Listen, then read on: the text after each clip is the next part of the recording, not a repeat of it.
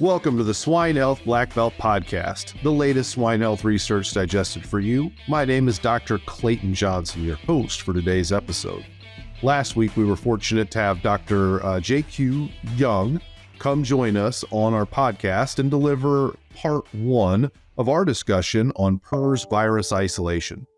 In part one, Dr. JQ helped us to understand the difference in virus isolation success rate between 𝗺𝗶𝘀𝗃 cell lines as well as pulmonary alveolar macrophages and ZMAC cell lines. We're going to move into part two of the discussion today, and we're going to talk a little bit about how often we may find unexpected viruses in virus isolation from clinical samples. So without further ado, please join me in welcoming Dr. JQ to talk to us about part two in our episode of PRRS virus isolation.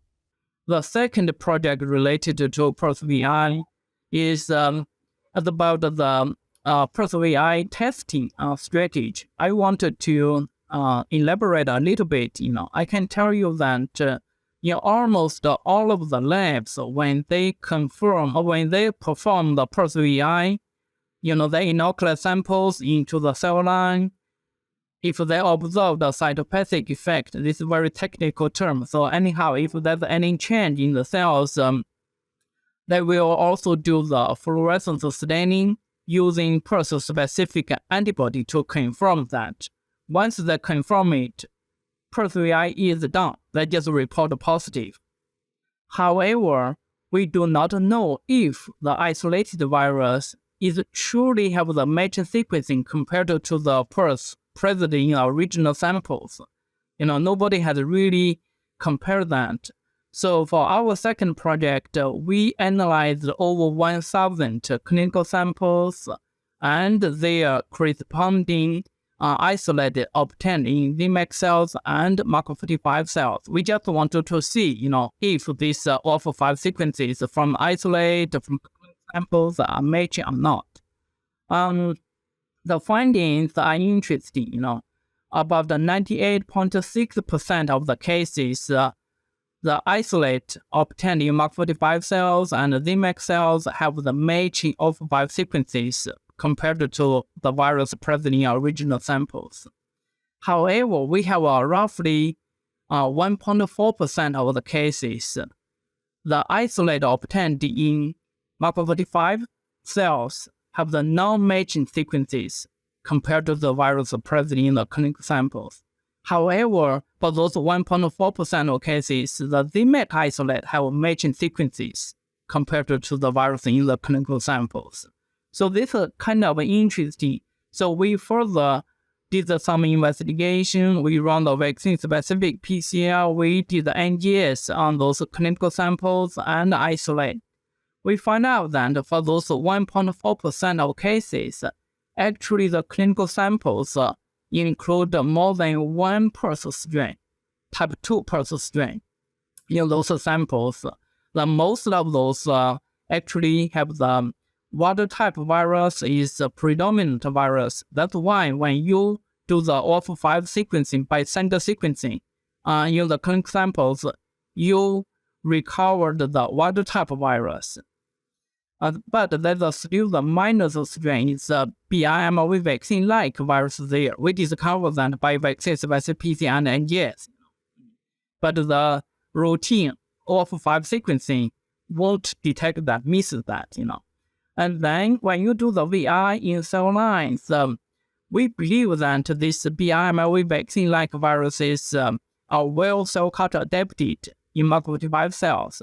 Even if the concentration is low in the minor strain, since it's grew better than the wild type virus, it's possible that you just isolate the vaccine virus in 𝗺𝗶𝘀𝗃 cells during the VI. Of course, I said this is a very small percentage of the cases, it's 1.4%, but it still could be.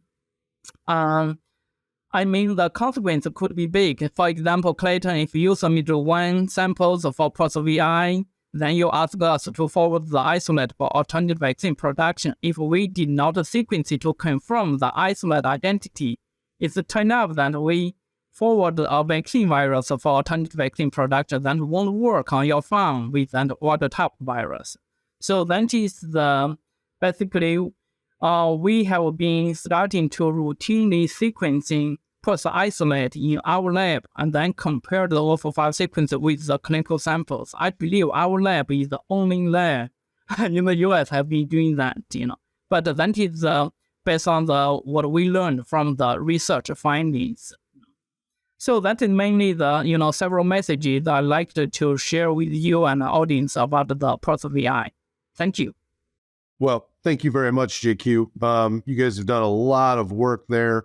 One of the obvious questions that comes up for me is you mentioned that lineage 5 viruses are a bit unique in that they like to grow on the mark cell line. And maybe they don't show the value of looking at ZMAC or PAM cells because you can grow those lineage 5 viruses on the mark cell line pretty reliably. There's one specific MLV that comes from lineage 5 and was very adapted to those cell lines and tends to grow there. And I would guess that almost all of the lineage 5 viruses floating around right now that you're seeing at the diagnostic lab come from that one specific vaccine strain. But there's other MLV vaccine strains that are from different lineages. So can we use some of that, JQ, with time to help differentiate? Is it just that being an MLV makes it more likely that you're going to grow on the mark cell line, or is it being lineage 5? Which characteristic is more important? You know what I'm saying? Yes, but it's not that simple, Clayton. We have other, MLV vaccine viruses for PRRS, like, the Preventive from Elanco, Foster from 𝗬𝗟𝗫𝗃, ATP from BI, and also the Prime-Pack from Merck, the PRRS-Guard from FarmGate. We have a number of other MLV vaccine viruses. When we put those, the other, 5 vaccines into the 2 cell lines, actually they could grow, in both MUC45 and ZMAC cells, and sometimes they may grow a little bit in ZMAC cells. However, if we just select the clinical samples from the lineage 1 and lineage 8. So those lineage 1 and lineage 8 virus, talk about the clinical samples, So they actually, the VI success rate are much higher in ZMAC cells compared to MUC45 cells. So you know what I mean? Because the clinical samples are lineage 1, lineage 8, lots of those are wild-type viruses. This is preventing the lineage 1, but it's vaccine virus. If we purchase those vaccine viruses directly from the manufacturer, we put into 2 cell line, they grow in both cell line. But for the clinical samples, wild-type virus in lineage 1, lineage 8 could be a little different. They generally grow better in ZMAC cells. Very good. Well, thank you, JQ, for coming on to the podcast here. It's a tremendous amount of information, and you and your team at Iowa State do excellent work. And on behalf of the industry, I want to say thank you for all the time and effort you've put into helping educate us about PRRS through the years. I know at times it probably feels like we aren't making tons of progress, but I can assure you that we would be in a much worse place without the support of you and your team at Iowa State. So thank you for everything you do there. Yeah, thank you, Clayton. It's my pleasure to have a conversation with you today. To our audience, thank you very much for listening to the Swine Health Black Belt podcast. It's been an absolute pleasure for me to get to chat with JQ today. If you haven't been to our website at swinehealthblackbelt.com, please do go visit us. You'll see our back catalog of episodes we've already done, and we're always looking for new content. So if you're interested in being a part of the show, don't hesitate to reach out to myself, or again, go visit us at swinehealthblackbelt.com. For Dr. Jianqiang Zhang, I am Dr. Clayton Johnson. Thank you very much for being with us today, and I hope you have a great rest of your week. See you next week. Hey everyone, we're always searching for the latest and greatest research to share each week. If you have a swine health-related research trial and would like to come on the show to talk about it with me and share it with our audience, feel free to send an email to healthblackbelt@swineit.com, and we would love to take a look at your research.